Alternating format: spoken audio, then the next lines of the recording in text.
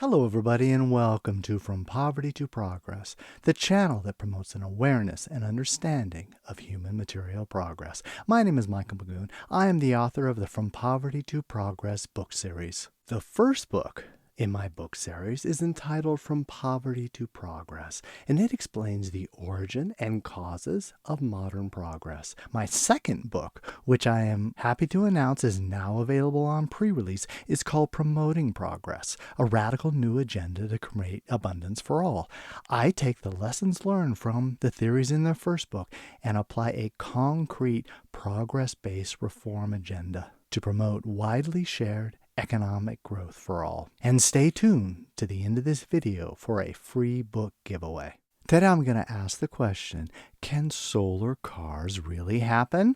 But before asking that question, we need to understand why there are no mass-produced solar-powered cars today. It seems quite obvious. You take an existing technology of the automobile, which has been around for well over a century, combine it together with solar power to give it unlimited range, and poof, you've got the perfect technology, right? Well, not really. At least not yet. There are some pretty fundamental reasons why we do not currently have solar-powered cars. The first and most important is that solar energy is very diffuse. In other words, it's scattered widely. Yes, there's a huge amount of overall solar energy that hits the Earth, but in every one small patch of land, very little solar energy actually hits. This is very different from, for example, fossil fuels, nuclear power, and hydroelectric power, where the energy is very concentrated. Second of all, photovoltaic technology are still not very good at converting the solar energy into electricity. Right now, only about 15 to 22% of all the solar power that hits a panel is actually converted into electricity. Just as important, cars are very heavy, so they require lots of energy to move. And because solar-powered cars would have to have batteries, those batteries are also heavy and very expensive. Additionally, if you look at the roof of a car, you'll notice that it's actually pretty small. A typical portable solar panel that you might take camping only generates 100 watts of electricity. That's not really that much. So the reason is there just simply is not much room on the top of a car for solar panels. And photovoltaics typically need a flat surface, and car tops are rarely a flat surface. Now, you can mount a rack, but that undermines the aerodynamics. So there are lots of reasons why we don't currently have mass-produced solar cars. Well, I'm here to tell you that there is a solar-powered electric car that's actually quite close to going into full production. It's called the Aptera, and it will be manufactured near San Diego, California. Now you can see that the Aptera looks different than any other car you've probably ever seen, but it's different for a reason. It is designed around extreme efficiency,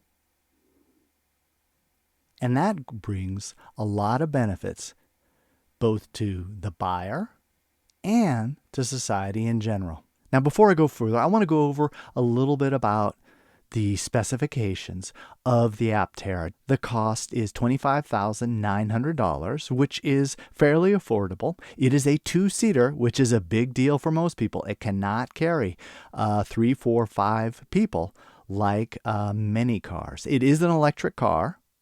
It recharges just like any other electric car, but it also has solar panels on it. So it can charge up to 40 miles of range per day from solar energy. Now, there are various models, but the longest range goes 1,000 miles. So you can get rid of range anxiety with the Aptera.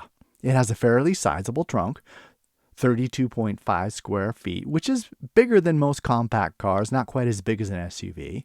It passes, or actually will pass, all federal safety standards. It goes 0 to 60 in 6 seconds, and it can charge in the Tesla network. The main price difference between each one of the Aptera cars is based on how many battery packs you have. It goes from 250 miles range all the way up to an astounding 1,000-mile range. And you can pay more for additional solar panels and all-wheel drive. In the future, they want to add in a third seat, which would be pretty small in the middle, maybe appropriate for a child. And in the long run, they hope to have a four-wheeled, five-passenger vehicle. The history of Aptera Motors is quite interesting. I actually followed them almost from the beginning. The company was founded in 2005 by Steve Ambro and Chris Anthony. They're still there. It started out making an internal combustion engine car that got 300 miles per gallon. And it was essentially a prototype.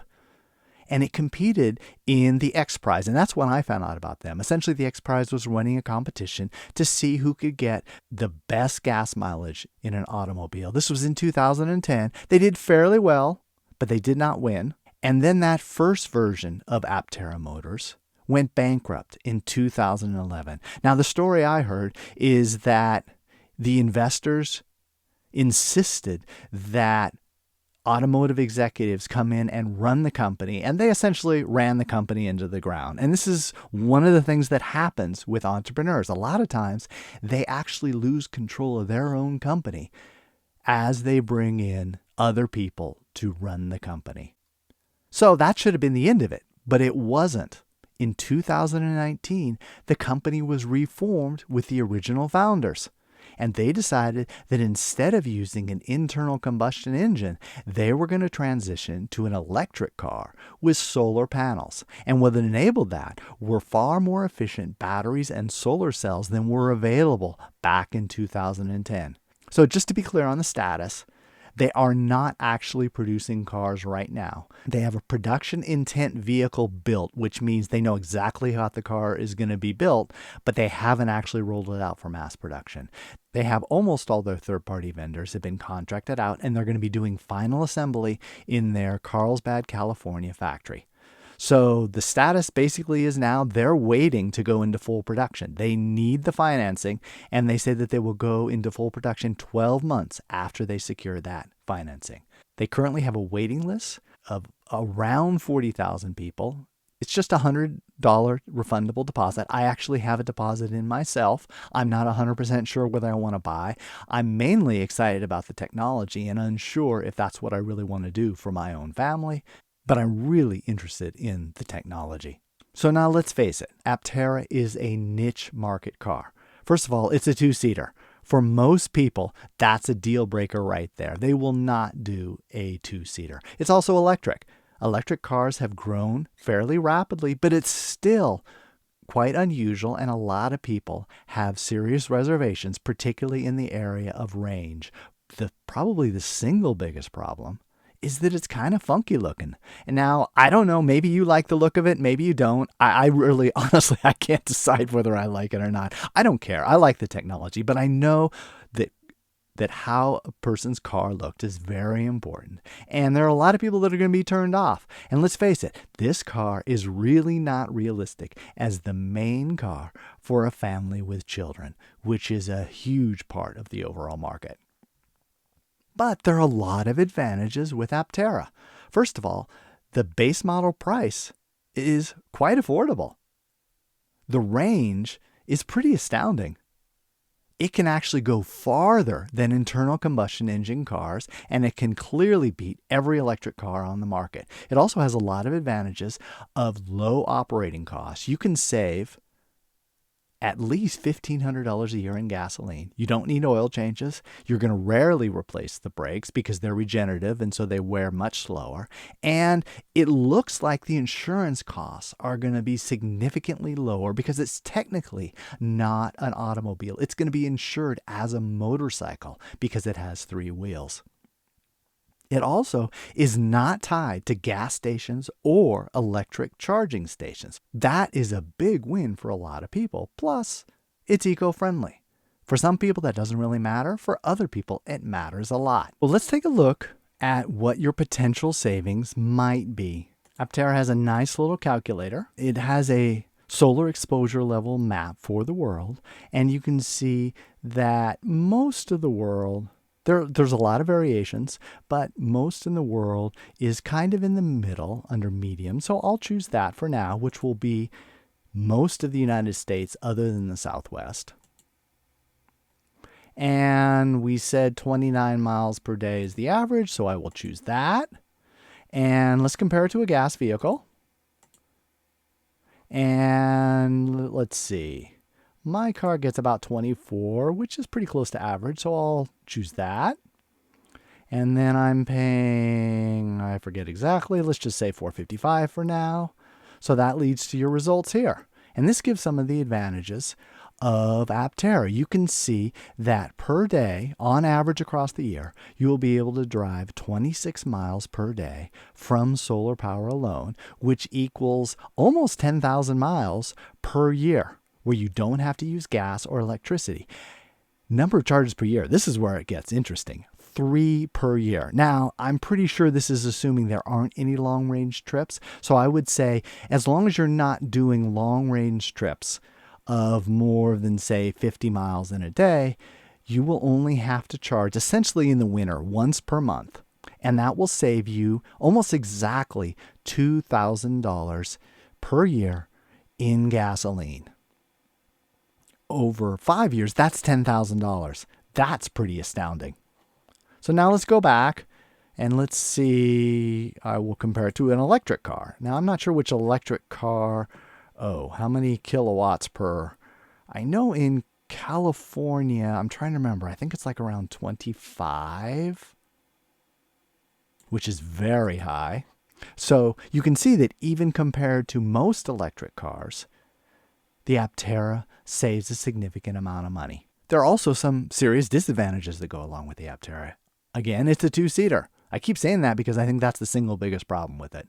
You cannot purchase it now, which of course is a big problem for a lot of people. It might be available in 2024. My guess is if you put in a deposit now, you probably wouldn't get it in 2024, maybe 2025. It does not qualify for the federal tax credit. Most electric cars now do not because of the new rules. And this is a big concern for me, anytime you have new technology, you're going to have teething problems. And this is truly a revolutionary design. And there's a lot we just don't know about it. So what can go wrong? Well, if it's somebody else's car, then we can learn from it. If it's my car, I'm not sure I want to learn from it. I do think, however, there are some very real potential markets for the Aptera. And this is a lot of times how new technologies get started. They have some serious disadvantages with the mass market, but if they can find some specific niches where they have a specific advantage, they can use that to ramp up production, to lower production costs, and gradually move into bigger and more profitable markets. I can see the Aptera becoming an excellent second car for families with a commuter. One parent uses it to drive to work, and the other parent has a car or an SUV at home for doing other things. It's potentially a great car for young singles. It's very affordable, both in terms of purchase price and over the long run. I don't know how Gen Z is going to react to the styling. Maybe they'll love it. And that could be a huge key to get Aptera off the ground. Also, for retired couples, it makes a lot of sense. For people who have very long daily commutes, or they drive for work, or it's a fleet vehicle, this makes a lot of sense because it saves a lot of money. For if you're a serious camper that goes out in the middle of the boonies for weeks on end, or you're a digital nomad, this is a pretty awesome car. To have the ability to recharge your car and to use electronics while you're out in the middle of nowhere, that's a big win for some people. And there are also people who are homesteaders who are living off the grid and would love to have a car that they don't have to drive into gasoline stations, or they don't have to recharge because they may not be connected to the electrical grid. So now you understand what Aptera is about as a car. I want to talk about it from a technology standpoint because this is why I'm really interested in this car. They have essentially chosen to throw out all the traditional design principles of car making, and they focus on extreme energy efficiency. So to understand the design choices they make, you need to understand how automobiles become energy efficient. The first one, and the most obvious, is they need an energy efficient engine. This is where you get what most people think of in energy efficiency. But there are two others that are in many ways even more important. The first is the weight of the car. Now, most of the weight of a car moving forward is not from the passengers and their cargo, it's from the car itself. And so when you're in city driving, where you're constantly stopping and starting and accelerating up to cruising speed, the weight of the car makes a huge difference. For highway cruising, weight doesn't matter all that much. Now it's all about aerodynamics. So if you can increase the energy efficiency of the engine, cut the weight, and increase the aerodynamics, you can have a very energy efficient automobile. And that's exactly what Aptera did. They've taken it to the extreme. First of all, they ditched the internal combustion engine and went for an electric motor, which is typically 3 to 4 times as energy efficient. They added in regenerative brakes, which are now fairly typical in electric cars. Essentially what they do is when you're going downhill or when you're stopping, the energy acquired is pumped through the brakes back in to recharge the battery. They also made some changes in the materials. Instead of using steel, they've decided to use composite materials such as carbon fiber sheet molding compound and glass sheet molding compound.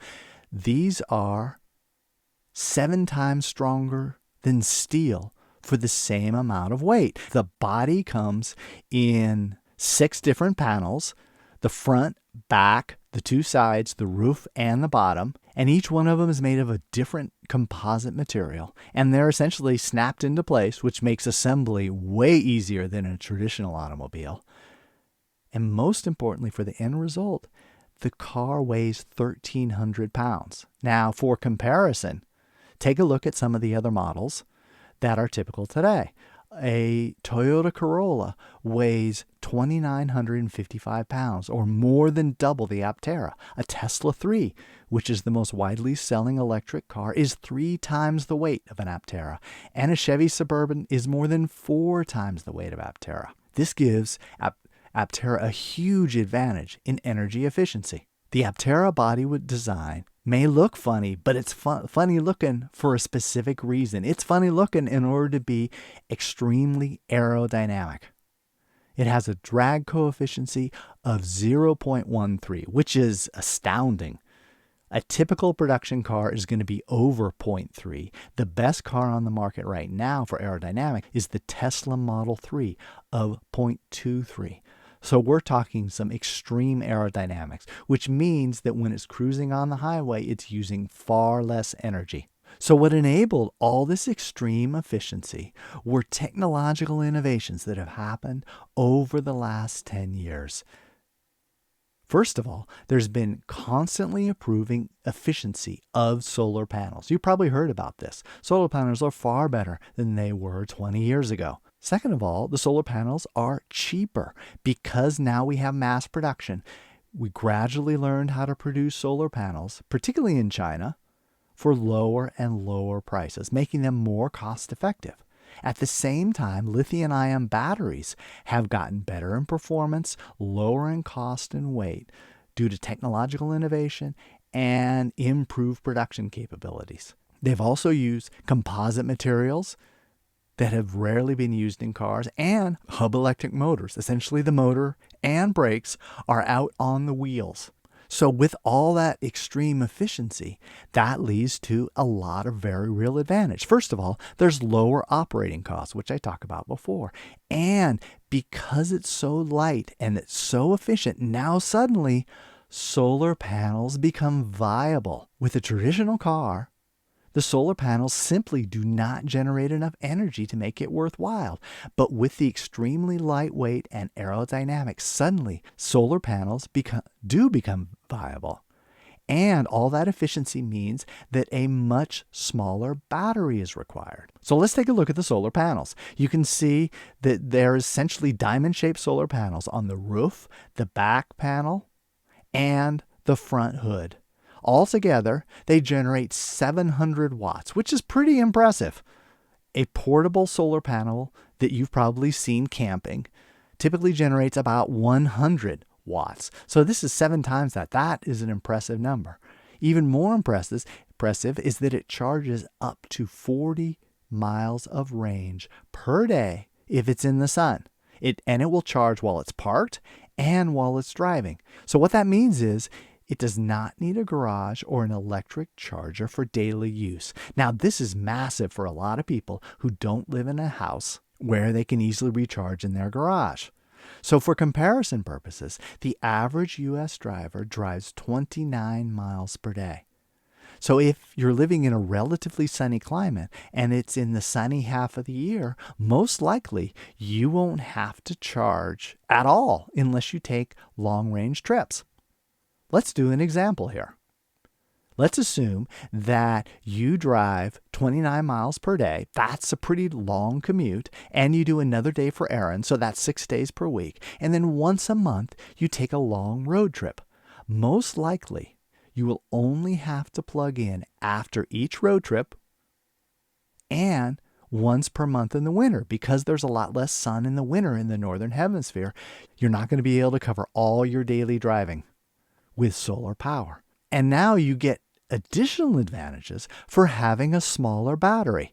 Batteries are incredibly heavy and incredibly expensive. They're the single biggest cost of an electric car. So the smaller the battery, the more you save in weight, and you save in the cost of the car. Plus, it makes it much faster to fully recharge. So with all the fascination about longer range for electric vehicles, car companies have decided to make bigger and bigger batteries. But the problem is that increases the weight, increases the cost, and slows down the charging. Aptera took the opposite direction, and they decided we're going to make it extremely efficient so we don't need the big batteries. And that approach is potentially revolutionary. One of the problems with big batteries is that they typically require new electrical outlets to be installed. A typical house in the United States has a 110 volt outlet. And with an Aptera, that can charge 13 miles of range per hour, which means if you charge overnight, which is what most electric car owners do, you can recharge 150 miles. That's just plugging into the wall outlet that you very likely have already in your garage. Or you can run out an extension cord out to your driveway. No big deal. With the 240 volt, which most people have in their homes next to their dryer, and some people also have it in other places, you can charge 57 miles of range per hour or 700 miles overnight, which is more than the battery itself. It's not that expensive to install a 240 volt outlet in your garage. So this makes it so you don't need a very expensive fast charger like you do for much bigger batteries on a lot of other electric cars. If you're on the road and you want a fast charge, that adds about 100 miles of range in 10 minutes. Now, that's obviously slower than refilling up gas, but it's still getting pretty darn fast. Another advantage with a smaller battery is that it doesn't put the burden on the electrical grid that a typical electric cars do. If we ever move to a situation where we had 50, 60, 70% electrical cars and everybody is plugging in at night to recharge, that puts a huge burden on the electrical grid. But if you only need to recharge occasionally and it goes very fast and it goes through a 110 volt or 240 volt, suddenly the burden on the electrical grid is minimal. Finally, smaller batteries also require far fewer raw materials. Now, you may have heard that there's potentially a serious problem of temporarily running out of lithium, nickel, manganese, cobalt in the use of lithium-ion batteries. Now, that doesn't mean that we're never going to find a new source, but it takes a long time to open up new mines, particularly because of government regulations and major capital costs. So the fewer minerals we use, the easier the transition to electric cars will be. So for all of those reasons, Aptera gives huge advantages, not just for the individual consumer, but also for society at large. And I'm also really interested to see if a car like this will do well in developing nations. I think there are a lot of potential benefits in areas such as Mexico, the Andes, Sub-Saharan Africa, the Middle East. With the low purchase price the ease of manufacturing, and the fact that it's not tied to service stations or the electrical grid, this could be a boon for people in developing nations. Now, obviously, not the poorest of the poor in developing nations will be able to afford an Aptera, but there are tens of millions of middle-income people in these countries that potentially may be able to use this car in a way they wouldn't with a traditional car. This reminds me, for example, of the widespread use of mobile devices in developing countries. Up until very recently, phones were not very widespread in developing nations because of the infrastructure of the phone lines were very expensive and people just didn't have it. Mobile devices don't require that infrastructure, so it meant an explosive growth in mobile devices in developing countries. Is it possible that such a thing will happen with solar-powered cars? I don't know, but it's intriguing to think about. So what are the prospects for Aptera motors? Well, I really don't know. I'm only guessing here, and I might change my mind with the next news headline about Aptera. But realistically, the vast majority of new companies, particularly car companies, never make it to production. So I would say there's a 50% chance that Aptera never makes it to full production because they are not able to acquire the necessary financing. But still, that's a 50% chance that they will get to full production, and that's pretty darn good. That would be in excess unto itself. I would say there's probably about a 40% chance that Aptera will become a niche car. And by that I mean a very small market share, only a certain very focused group will be interested in the car, and everybody else will look at it like, I don't think that's really a car, but whatever floats your boat. Then I think there's about a 4% chance that Aptera Motors will become a successful car maker with 1 to 2% market share. Then there's maybe a 1% chance of becoming a major car maker with 3% market share. I think there is, though, a 5% chance that Aptera, the technology of Aptera, is so revolutionary that it will create an entirely new spin-off industry of solar-powered electric cars. If Aptera becomes successful, I think car makers all over the world will suddenly jump on the bandwagon of solar-powered electric cars, and it will be looked back as revolutionary as the Model T, the Volkswagen Beetle, and the Honda Civic. Stay tuned to see what actually happens. Well, I hope you enjoyed this episode. Please don't forget to subscribe and like. It really helps the channel to grow. If you'd like more resources, I'd recommend going to my website, FromPovertyToProgress.com. With a free email subscription, you get free ebook samples, free audio samples, and you can buy discounted ebooks and audiobooks. If you insist on paying full price, you can get ebooks, paperbacks, and hardcovers at Amazon, or if you're a bookstore or a library, you can get them at Ingram and Spark. Audiobooks are available at Amazon, Audible, and iTunes. If you'd like to know more about books related to this content, I'd recommend going to my other website, which is the techratchet.com. It consists of an online library of over 280 book summaries on the topics of technology, history, economic growth, and progress. And now we're getting on to the exciting part, a free book giveaway of my first book, From Poverty to Progress. If you're a regular listener, you already know the rules. If you don't know the rules, please pause this video and read this description. There's a free book giveaway every week. I hope you enjoyed this episode, and I will see you next time.